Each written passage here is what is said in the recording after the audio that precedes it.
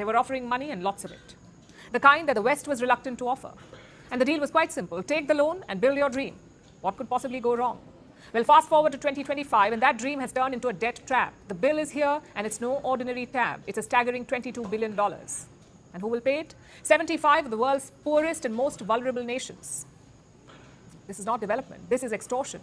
And at the center of it, demanding its pound of flesh, is modern-day SHYLOCK, China. The story begins in 2013. Chinese President Xi Jinping unveiled the Belt and Road Initiative, BRI, an ambitious globe-spanning plan. It was to finance infrastructure across the global south. Highways in Pakistan, ports in Kenya, railways in Laos. It came with ceremonial ribbon cuttings and Chinese crews. But here's what got buried beneath the grand projects. Most of this money was not aid, it was debt. And often debt at commercial interest rates.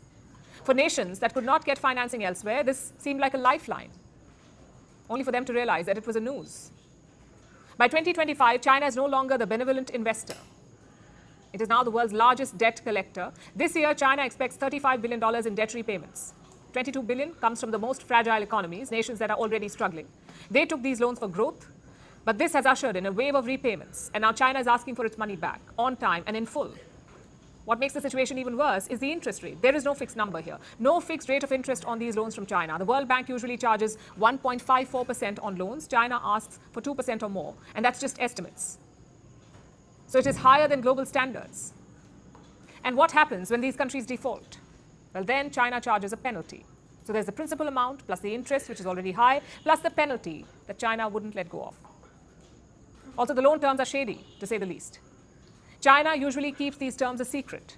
Loans are given at adjustable interest rates. They change with changing market conditions. And in the past few years, they have only shot up. So add it all up, and the loan bills have gone up massively. China, of course, denies all of this. Beijing argues that it stepped in when others refused. But facts on the ground tell a more troubling tale. Take Sri Lanka's Hambantota port, for example. It was constructed with Chinese money. The port never became profitable. By 2017, Sri Lanka was unable to pay back the loan, so it was forced to hand over the port to China on a 99-year lease. Then there is the electricity grid in Laos. In 2020, they granted a 90% stake in it to a Chinese company. Effectively, Beijing controls it for the next 25 years. Why? Because of mounting bad debts. So estimates suggest that the developing world owes China over $1 trillion. But here's the irony. China itself is in economic slowdown. Its domestic economy is faltering, its real estate sector is in crisis, its youth unemployment is rising, there's a trade war with the US, and amid all of this, it is under pressure from within to recover these loans, to bring home the money that it spent abroad. That means Beijing is stuck. It doesn't want to be seen as an imperialist lender crushing poor nations. But it also doesn't want to forgive loans it badly needs back.